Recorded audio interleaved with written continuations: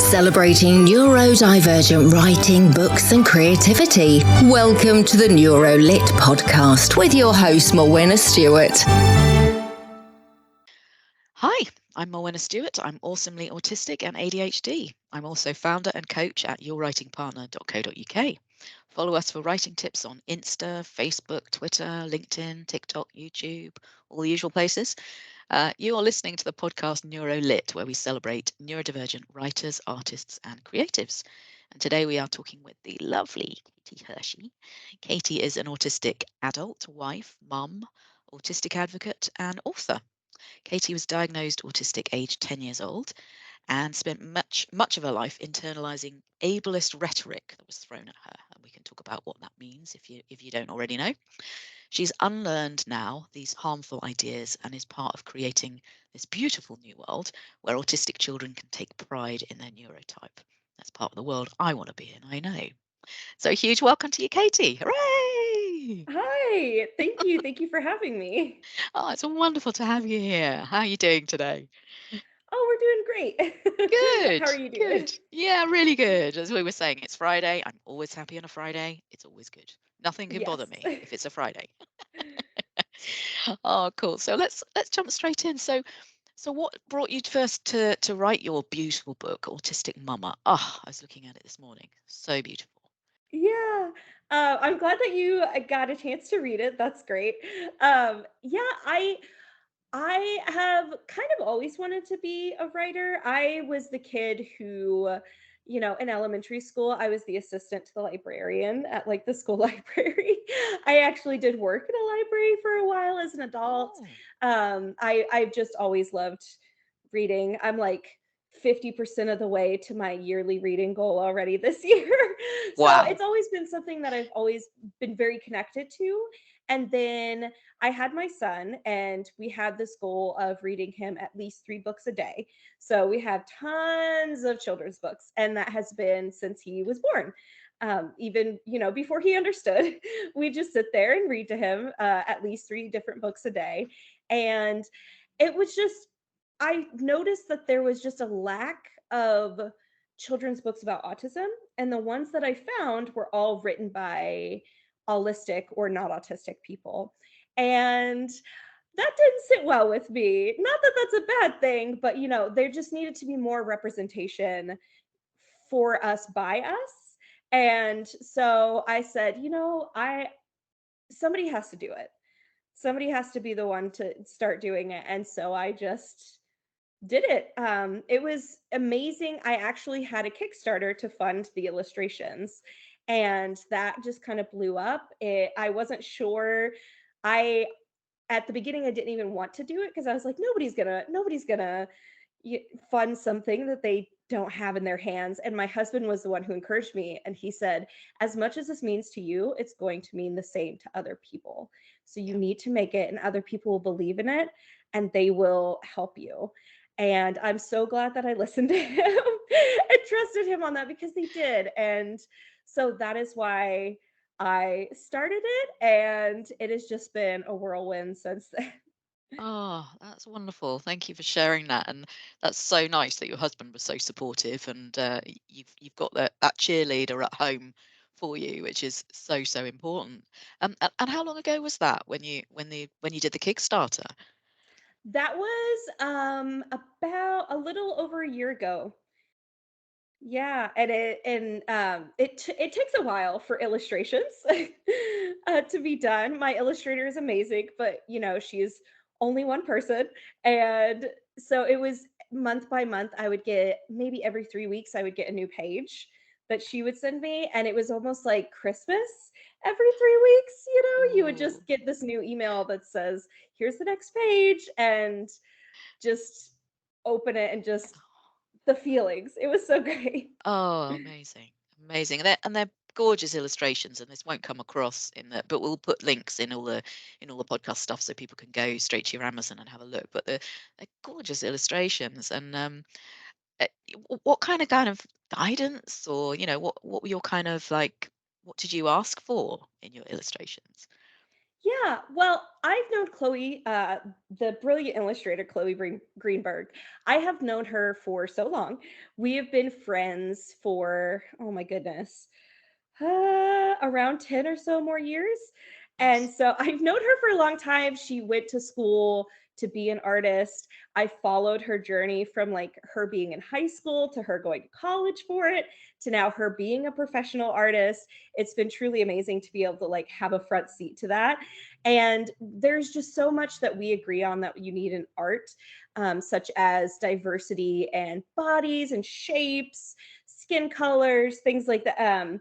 So I already knew straight off the bat that we were going to be kind of in sync with a lot of it. And the things that I had that I was very specific about, that I very much wanted to stay, was that I wanted it to be a different mother on every page because I wanted to represent as many family types as possible. Yeah. And that I wanted a lot of different representation. That I wanted, I didn't just want people who looked like me, I wanted people who looked like everyone in there. And that the other rule that I had was that I wanted a frog hidden on every page, which is kind of a silly little thing, but it was, I just really wanted something cute that was like a, an extra little bit that you could go and hide. I always loved books like that when I was a kid, when there was like an extra little Easter egg in there. So I wanted Yeah. to add that my own, I wanted to add my own little Oh, bit of spice to that. But other than that, we just kind of, we, our first meeting, we had like an hour-long meeting and we just sat there and talked. And it was wild how in tune we were with one another. Like I would throw something out there and she would say, absolutely, that's what I was thinking too. oh wow. And so yeah, it was, she didn't really need that much guidance. It was so much of like she just understood my vision when I explained it to her, and she just brought this beautiful and vibrant life to it. Oh, that's amazing. So you'd known each other for this long time already, Yeah. and they already had that connection, and wow, just ideas just kind of synchronized by the sounds of it. And and her particular style is really unusual as well. I mean, I love Yeah. that. Yeah. What do Yeah. you yeah, what did you think? It reminds me a lot of kind of like, if somebody's just listening, kind of like Eric Carle. And Yes. yeah, how it's the different textures. And she's Yes. always kind of, whenever she went to digital art, she really experimented with different textures. If you even see her self-portrait in the back of the book, Yeah. it is she uses the same kind of thing where she like adds the textures. It When she first started, it was kind of like collages, and it's turned into this beautiful like digital art form with all these different textures. But I love it so much. Whenever she first started doing it, I told her way back in the day, I said like, you would be an amazing children's book author. And she's like, yeah, that's kind of the goal. Wow. She said, yeah, that's what I want to do with my life, is be a children's book author, like a children's book illustrator. And so whenever I had this idea, there was nobody else. It was, Yeah. I know many artists. My sister-in-law actually is a brilliant graphic designer and illustrator, and still it was just, it had to be Chloe. She was the one who was going to bring it to life. I just knew that we would work so well together, and I just loved what her art looked like, Oh and gosh. it perfectly matched what I wanted. That's amazing to have that synchronicity, isn't it? And it's so kind of rare. And I love what you said about Eric Carle, 'cause, I can't remember the name. Sorry, is it Eric? What's his name? Is it Hungry Caterpillar? Yeah. It's that Yes. guy, isn't it? I'm really bad Yes. with names. I Hmm. forget names. Because that's interesting. Because one of my I'm a tattooed lady, and I have the Hungry Oh, yeah. Caterpillar. I I love that. love that. So that's really funny. Oh wow! And I did think of it when I was looking at the designs and thinking this is so sort of resonant of something, and I couldn't think what it was. So yeah, I Mhm. love that. I love the style. So if you haven't seen it, folks, get it because it's just gorgeous. Wow. So you said you absolutely loved writing. Mhm. Um, what is it about writing that you thought, yeah, that is for me when you were a kid?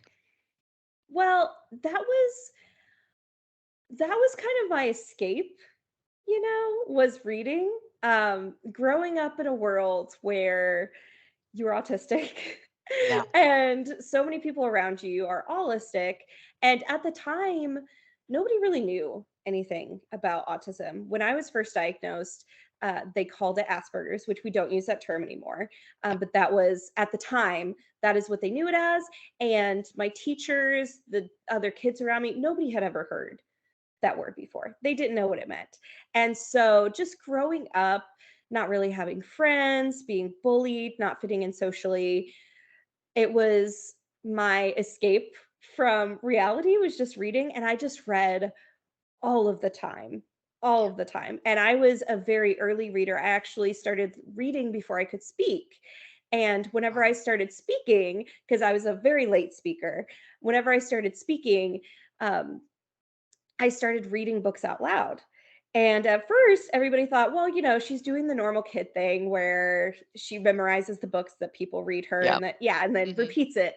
But then I started doing it with books that my older brother brought home from school that I'd never seen before. And they're like, oh, wait a Oh, minute. She's actually reading this. wow. Uh, And how old were you so then? What was that? yeah, What age? that was 5. 5. Yeah. Wow. Yeah. So yeah, I started reading Wow. very early on, and I was always, how they do like those tests to see what age range you are.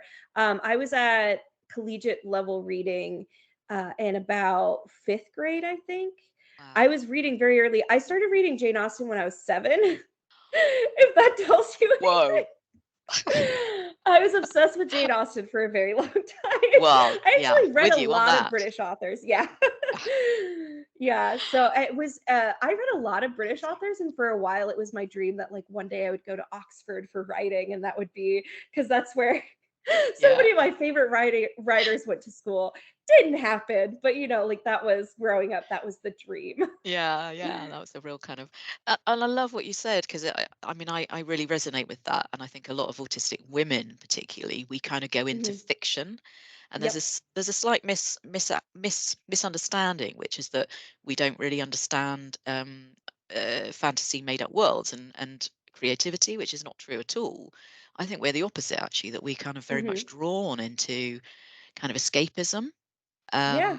and that kind of thing, and so and we we go into that world as a bit of an escape. So, and what kind of brought you from being a reader to going into the being the writer?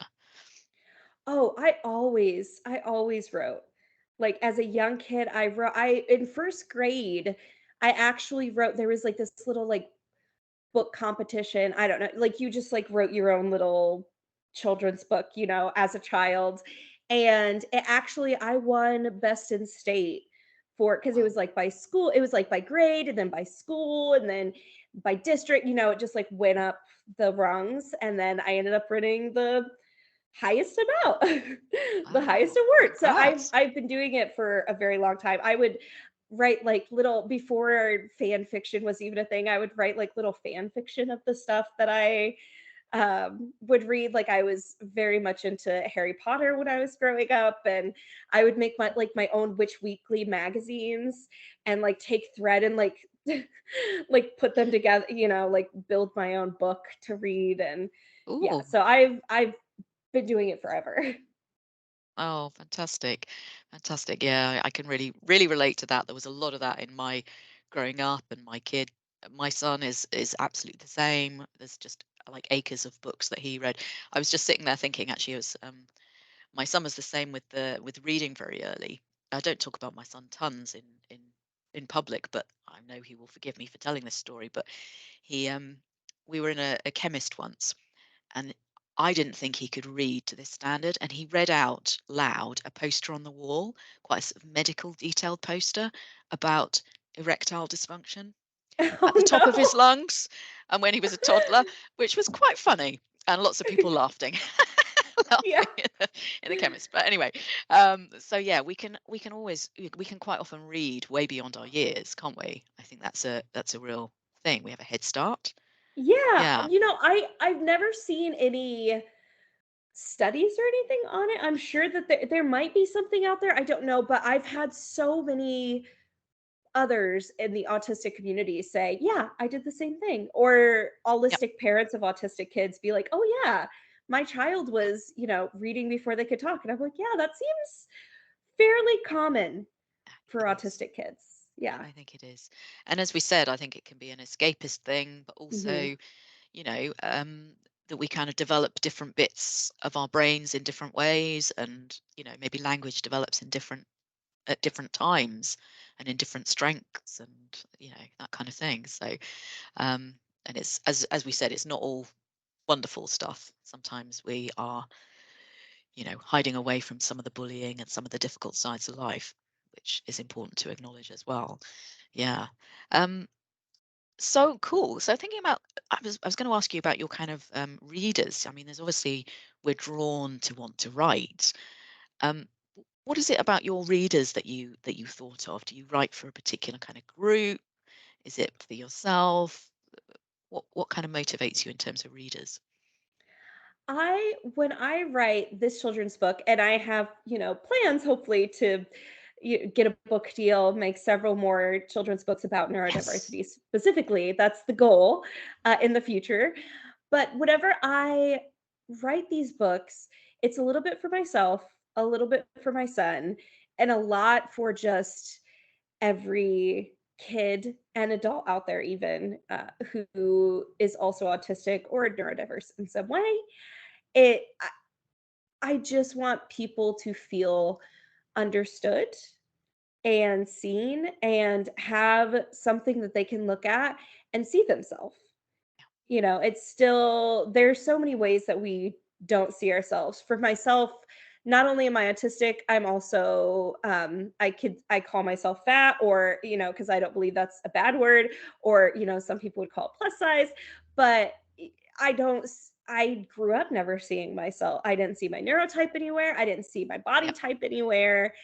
And I just want to be that voice. Like, I just want to create things that are for these people. Yeah. I just want to properly represent my community and make things that they can be proud of. And it's been incredible the kind of feedback that I've gotten from the book.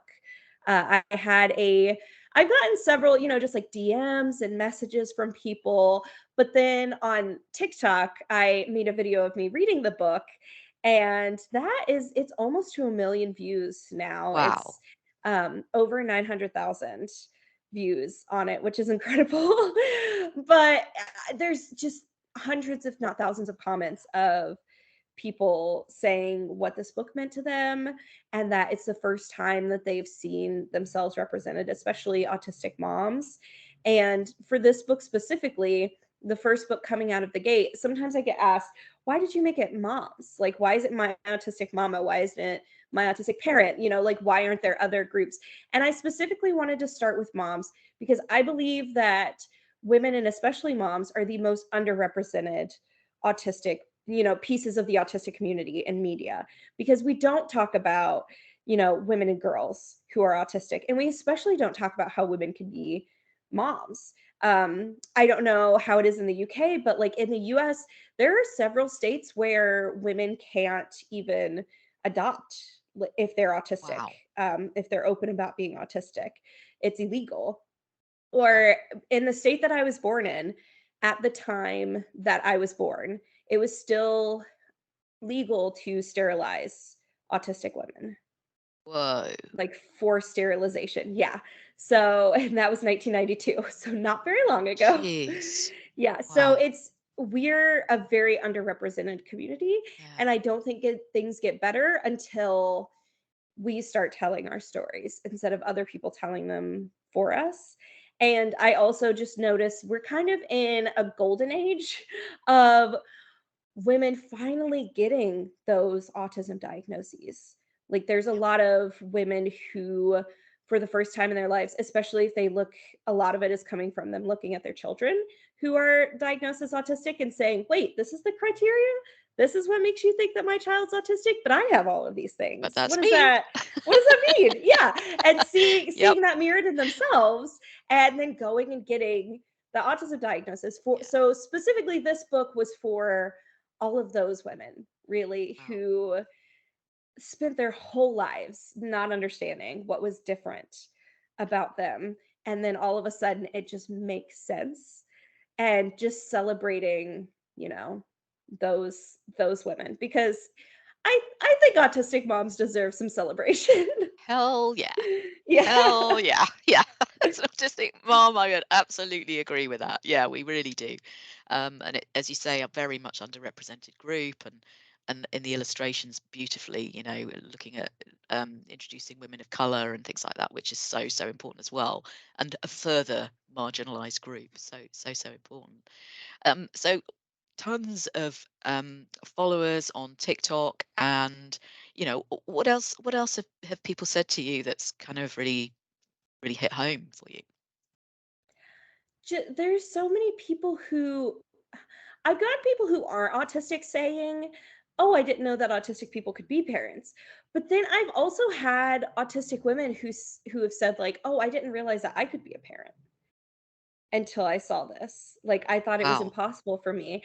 And I'm not saying like the book is not out there to say that like parenting as an autistic person is without challenges, because it absolutely has challenges, Sure is. especially yeah, especially when you're autistic and your child is autistic and your autistic traits don't always align.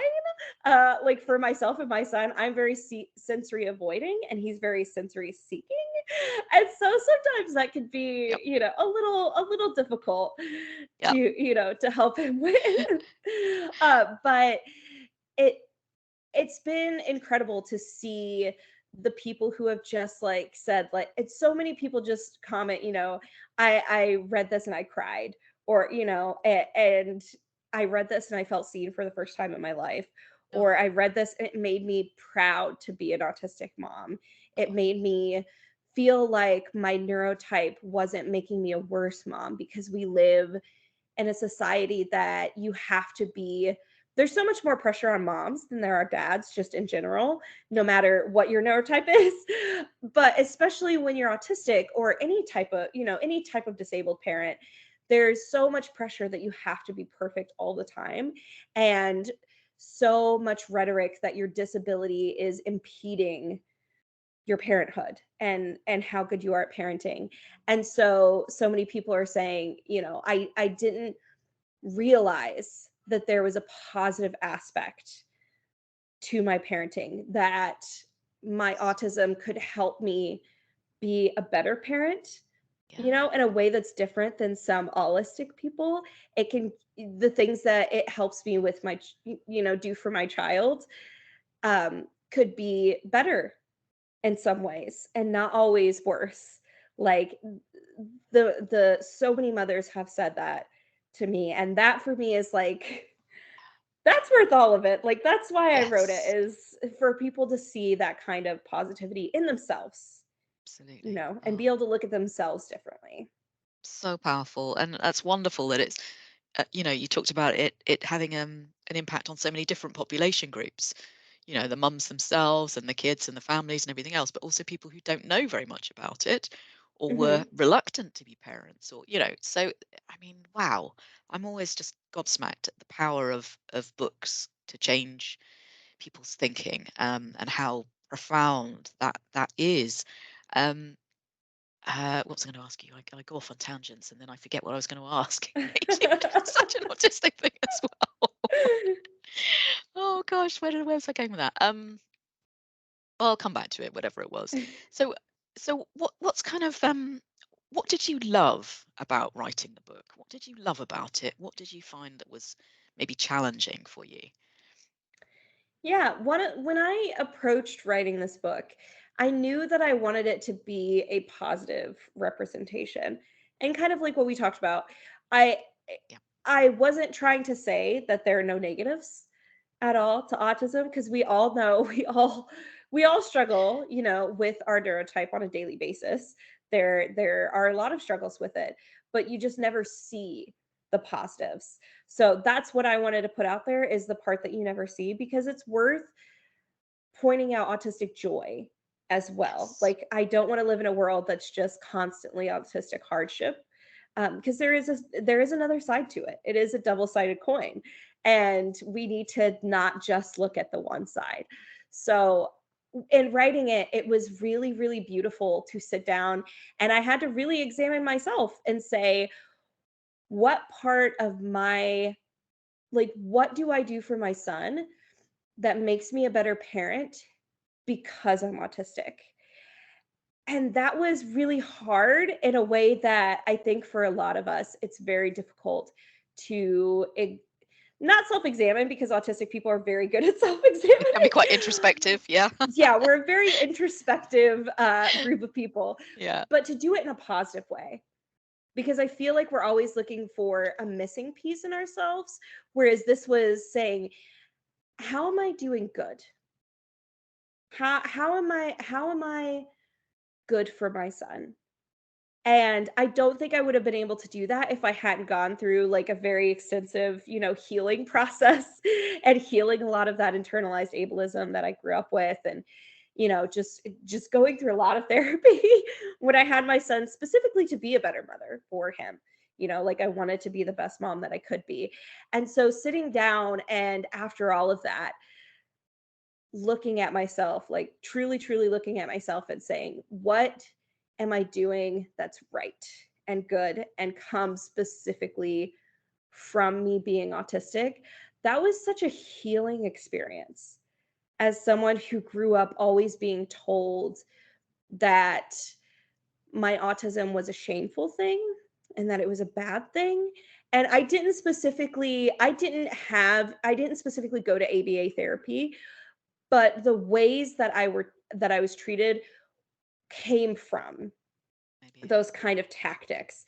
It was getting in trouble whenever I did anything that was slightly autistic at all, to try and, kind of, for loss of better terms, to beat the autism out of me, and make me seem as neurotypical as possible.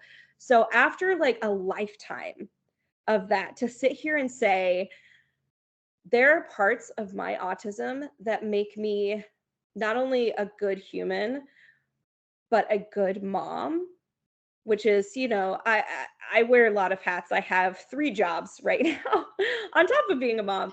But I relate. Yeah. out of everything that I do, being a mom is by far my favorite job that I do. It is what I love the most in my life. So to be able to say that my autism makes me better at that, that was incredible. Powerful. That was very powerful. That was very healing. And just to sit down and have to write that out and see it, that took a lot. That's extraordinary. Thank you so much for sharing that. And that's what I wanted to ask you about, because you prompted my memory, which was, what do you think the positives are for us autistic mums? Yeah. Well, specifically when we have autistic kiddos ourselves, which we're more likely to have because as we know, it kind of passes Yep. through families. Genetics. Yeah. Yeah. Genetics are a wonderful thing. And so whenever we have children who are autistic, even when our artistic traits don't align, we do understand them better than if we were an allistic parent. I cannot count how many times, because I've always been very open about being autistic since I first got my diagnosis. And at the time that was like hard for me because, it was always treated as a shameful thing, like I said, but I just wanted to be open. Like I don't have it in me to lie or to hide things about myself. I've always been a very open book. Yeah. So the people who have known me for a very long time have always known that I'm autistic. And it was interesting once I kind of started becoming an adult, people around me started having kids. And and I had older friends, who were slightly older than me, who had friends as well. And I just started getting an influx of, hey, my kid was just diagnosed as autistic. Can you help me with this? Like, what does this mean? Why are they doing this? How can I help them with this? Like, and I've been doing that for years at this point. And being able to do that for others, you know, I, for me and my child, I don't even have to think about those things. I just know inherently, like there are things that we just inherently know about our children. We know what they're thinking. We know why they're doing what they're doing. There have been times where I'm extremely lucky. My husband's family are all just the most compassionate and understanding people. So even those of them who don't really understand autism in general, they're so wonderful with my son. And they would never say like, "Oh, that thing that he's doing is weird." But they might ask me like, "Hey, why does What's he that do about? that?" Yeah. Yeah, like where does that come from? Yeah. And I can sit there and explain it to them, you know, and just like from little things to very big things. And so I think when you have autistic parents or autistic children and you're an autistic person, it just makes you a much better person, a much better parent of them, and just a much better advocate for them as well, because you've already been through all of it and you've already worked through all of it. The You've already scars. figured, yeah, yeah, you already know how to deal with all these other people, all of the ableism that they're gonna face, which that can be really hard because that can be triggering of some of, the traumas growing up. But it also, you already have that skill set. Whereas a lot of allistic parents are coming in not knowing what they're going to face at all and just being blinded by all of these things. So you already know what you're looking for. You already know how to combat some things. Excuse me, one second. Yeah. No, no, no. Do what you need to do. No, I love what you said, and I absolutely all resonates so much with me. And also, I'm hearing stuff about kind of writing being very healing and cathartic, and it's almost a bit of a cliche, but working through our own stuff in our writing, Hmm. which is so, and coming from a place of dealing with our own internalized ableism, which we all have, um, Hmm. and kind of coming out the other side, and that's amazing. So what's kind of next for you? Next steps? My Taking over next the steps, world. yeah. I'm currently working on trying to get a book deal. Um, it's Awesome. it's slow starting because we're also buying a house right now, and so there's just a lot going on. My husband and I are both going to be starting new jobs. We're actually moving from city to city. We just pause. So we're in a moment of transition right now. My family is, because my husband and I are both going to be starting new jobs. We're moving to a different city that's 2 hours away. We're buying a house. I have to find childcare and a new school. So, That's big. mom stuff. Yeah, Yeah. mom stuff, life stuff. We're so it's kind of making it harder. So it's kind of like on pause at the moment.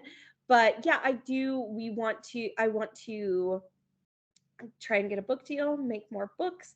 I've already started writing the other books. So I already have things ready. I want to continue working with Chloe. Like that is a non-starter for me if somebody says, "Well, we're going to get you in touch with a different illustrator." No, I'm sorry. This is Gotta the be only her. one. Yeah, it's going to be She's so Chloe good. all the Yeah. way, Yeah. and she knows that as well. We've talked about it and she's fully on board and so excited. So I want to do that. Um I want to start a YouTube channel where I educate about autism a little bit more and just have those moments where, like I said, the people in my life have come to me for over the years, to share the things that I've shared with them with others, because not everybody knows an openly autistic person in their life, and to be able to kind of voice that out there for others in a way that's a little more digestible than, I know, I as much as I love reading, I know that there are people who don't like reading, which Yeah. I cannot understand. I can't My husband and I were talking about that yesterday. Neither one of us can fathom those people who are just like, "Oh, well, I don't read." Yeah. I don't understand Kind it of at all. alien to us. Yeah, yeah, I'm like, "What do you mean you don't read?" Yeah. It's like breathing. Yeah. How can you do that? Yeah, how do you live your life like this? Yeah. But, making it a little more available for Yeah. Yeah. those people as well, because kind of right Absolutely. now, the only kind of autism education that you can get is through reading, which there are some amazing books that are coming out now by autistic authors that are, I recommend right and left to people who ask me for them. but being able to like have a channel where I can sit down and talk about those things in a more digestible way. Great idea. Great idea. Um, and I think I was thinking as I was coming on today, actually, because I mean, I represent writers who are neurodivergent in all forms, and of course, my bias is, of course, that yeah, everybody reads and books are wonderful, but of course, a lot of dyslexic people maybe Hmm. might want content in other forms. And I don't know about Yep. you, but I've used sort of audiobooks a little bit more Hmm. in the last few years, and you can go for a walk and you can listen to stuff, and then maybe that's helpful for ADHDers. So it doesn't necessarily have to be words on a page, does it? It can Hmm. be in different forms, which is Yeah. something else. Yeah, which is Yeah. what I loved about I your TikTok. I was listening to yeah. it earlier. It was so gorgeous. You could see it, you could hear it, you had the nuance. Beautiful. Yeah, more of that, please. Yeah. It's coming. It's on the way. Hey, I can't wait. I can't wait. So who's been most sort of supportive? I mean, you said your husband's been brilliant. You've got your gorgeous illustrator, Chloe. Who else has been really helpful for you, supporting you along the way? Yeah, I have some amazing friends. My best friend, whose name also coincidentally happens to be Katie. She is a music therapist, which I don't know if you have those in the UK. There's not a whole lot of them A here. little bit. It's kind of a yeah. It's hard to find them. So she's very in demand at her job because it's hard to find music therapists. It's a wonderful wonderful job that she does, and she is always so very supportive of me. And specifically, there's so much like when she recently moved jobs last year, and whenever she was looking at other jobs, she said, "Hey, what do you think about this? Like this kind of I don't know what feels wrong about this to me, or how can I phrase this question where I can ask like what they're specifically doing for the autism community." Like she has the degree. I don't have a degree. She's done all of this work, and yet she still comes to me and she says to ask questions about the autistic perspective, because the Oh, autistic brilliant. perspective is so important to her. And she has just been like, other than my husband, she's been like my number one supporter. She's like always there for me in all things. Like she was Awesome. she was actually there for both births of both my children. She's Wow. more like a sister than a best friend. Like we're very very close. But in this as well, she's been amazingly supportive. Oh, that's fantastic. And it's so important to have people who are just absolutely on our side and, you know, supporting us all the way. And I don't know about you as an autistic woman, I have a small group of friends, but they are awesome Yeah. and amazing. Really small, close-knit group, which is really important. Um, Fantastic.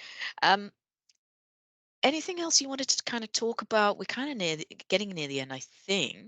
Anything else you wanted to talk about that we haven't covered? Anything you want to tell us, promote? Anything you're excited about? Anything? I mean, So we much. have so much going on. We have Yeah. so much going on in my life. I'm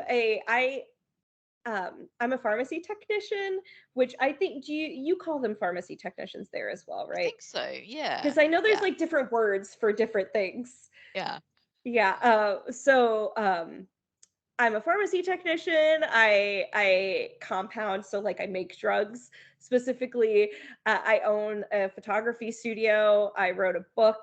I'm a mom. Like I have so much going on all of the time, Wow. which I feel like is very common for autistic women who also have ADHD. We just kind of don't Yes. know when to stop or how to stop. I'm in touch with that feeling.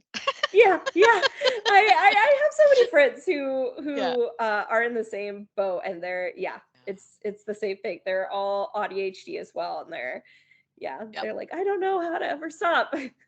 Yeah. So I have a lot going on. Everything is very exciting. I'm so excited for just how the book has been received, and just the feedback from the autism community in general. And I am so honored to even kind of have that title of, people asking me questions and wanting to hear my perspective on autism, because a lot of, like we said, a lot of women don't get diagnosed until much later in life. So the fact that I was diagnosed very early on and I've worked through all of this, it does give me a unique perspective over some others. So yeah, I'm just excited to, I've always within my own little community been the voice for the autistic community there. But now being in a much larger platform and being able to kind of just be a little bit of representation in a very big world is just very exciting for me. I love it. I hope to continue. I hope that I can go and speak about autism places and, just continue being this voice in all of the amazing ways that I can. Oh, and we hope so too. And yeah, we will be following you, and we would love to have you back when you have the new books coming out and talk to the world about that. And so wonderful. I'm so pleased for you, and the impact you've had is just fantastic. Thank you so much for sharing. And we will share all the information that you've talked about. Your links and anything else you want us to share on our podcast platforms. Yeah. Anything else you want to tell us? I mean, you're doing all these amazing things, as you said. I think we really are polymaths. Is that the right word? We do so many different things. Yeah. You know what I mean? We just kind Yeah, of do loads of things. which is wild because we're also very meticulous people. Yeah. We have to do things really well. Yes. Which is one of the wonderful things about us. It's one of the things I love about being a pharmacy technician is it's very like clinical in the way that, it's you have to do the exact amounts, and it's Yeah. kind of like you have to Precise. follow this recipe and do this exactly in the like I make drugs or IVs, things like that, and so it's like you have to do it a very specific way, and it's important, like you have to do it that way. And so being a very meticulous, detail oriented person is great, and that I think that just like works very well with my autistic brain, where it's like not only am I doing the same thing over and over again, which we love, but I get to do this thing where I have to be very specific about everything, and being specific makes me very, very good at it. And I always get kudos like, oh, you caught this thing that other people missed. And it's like, yeah, well, that is definitely because I'm autistic. Yeah. Yeah. I mean, that spotting the patterns, spotting the errors. I think we really have that as a skill, don't we? So Yeah. yeah, I can hear some more book ideas there in the back of my mind for you. I write other people's books in my head for them, and I've got about half a dozen ideas, but I'm sure you've got your own. But oh yeah, that was gorgeous. Thank you so much for your time, and I'm so pleased that the book is having such a wonderful impact, and I just adored it. I got all the feels from it as an autistic mum myself. Thank you so much for writing it. Thank you Yeah, for your time today. absolutely. It's Thank you gorgeous. so much for having me today. That was wonderful. So, thank you everybody for listening to this podcast. We will share the info that Katie mentioned on all our platforms, as we said, and do share the podcast with your family, friends, and colleagues. And also check out my book on Amazon. I've written a book called 5 Steps to Publish under my name, Morwenna Stewart. So, until next time, thank you so much for listening. Thank you for listening to Neuro Lit podcast. For all your writing, editing and proofing needs, speak to Morwenna by booking a call at yourwritingpartner.co.uk.